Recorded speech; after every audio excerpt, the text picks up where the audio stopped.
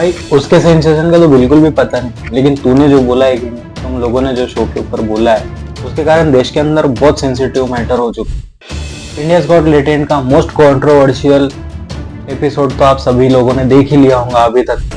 Watch your parents have sex every day for the rest of your life. Whoa, क्या हो गया रणवीर भाई को? अपने अपने पकड़ लीजिए तुरंत। और would you join in once and stop it forever? India's got latent पे आके तो रणवीर भाई आपने एकदम ही वक्त बदल दिया, जज्बात बदल दिए, ऐसी चीज कर दिया। आपने जो कुछ भी बोला वो हिट ऑफ द मोमेंट था, ये सबको मालूम है। लेकिन कैसा है, बोलने की एक लिमिट रहती है।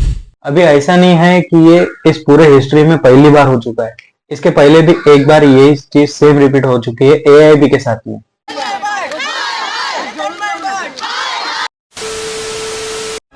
ये सब क्या हो गया आदि? कैसे हो गया?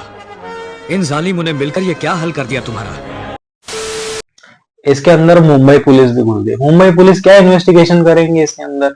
इसका एक सीधा सिंपल सॉल्यूशन था कि जो भी कंट्रोवर्शियल चीजें हैं उसको डिलीट करके री अपलोड करना। लेकिन इन सब होने के कारण इंडियाज गॉट लेटेंट के अंदर जो भी एपिसोड थे वो सब डिलीट हो चुके हैं। आज कोई भी उसका, भले वो मेंबर रहे, नॉन मेंबर रहे, यूट्यूबर रहे, कोई भी उस चीज, किसी को भी उस चीज का एक्सेस नहीं है आज। जैसा आप सभी को मालूम है, हर सिक्के के दो पहलू होते हैं।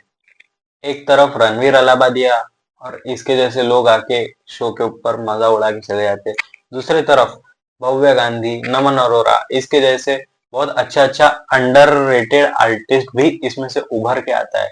इन सब के लिए ये एक प्लेटफॉर्म था जो एमटीवी हसल या फिर दूसरे कोई शोज में इतने आसानी से इनको स्लॉट्स नहीं मिलते, प्लेटफॉर्म जगह नहीं देता इनको परफॉर्म करने के लिए।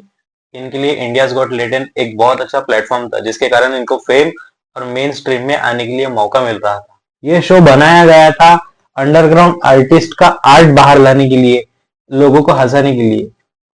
इस शो के कारण भव्या गांधी, नमन अरोरा, इन लोगों के जैसे बहुत से टैलेंटेड बाहर आए। अब ये शो बंद हो चुका है। अब जैसा भारत के अंदर इतना टैलेंट छुपा है, लेकिन वो बाहर कैसे आएगा? इसको एक प्लेटफॉर्म तो होना।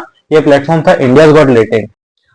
जिस वक्त देश के अंदर किसी लड़की का कुछ रेप हो जाता है, कुछ हो जाता है, उस टाइम पे ये सब लोग कहाँ पे रहते जो आज इतना भड़क चुके हैं सिर्फ एक जोक के ऊपर?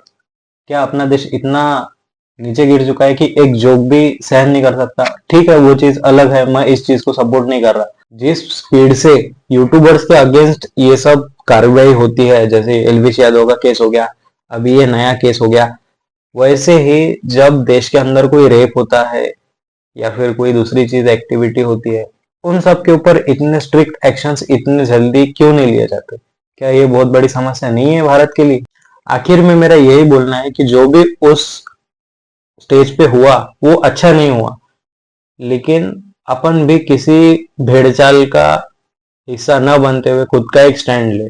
मैं भी उस चीज को सपोर्ट नहीं कर रहा हूँ और ना मैं यहाँ पे कुछ क्लियर करने आया हूँ। मैं बस मेरे पॉइंट ऑफ व्यू रखने आया हूँ। मैं सोसाइटी की अच्छी लगी होंगी तो आप इसे लाइक कीजिए, शेयर कीजिए अपने दोस्तों के साथ में, फैमिलीज के साथ में, और सब्सक्राइब कीजिए मुझे यूट्यूब पे और फॉलो कीजिए मुझे इंस्टाग्राम पे।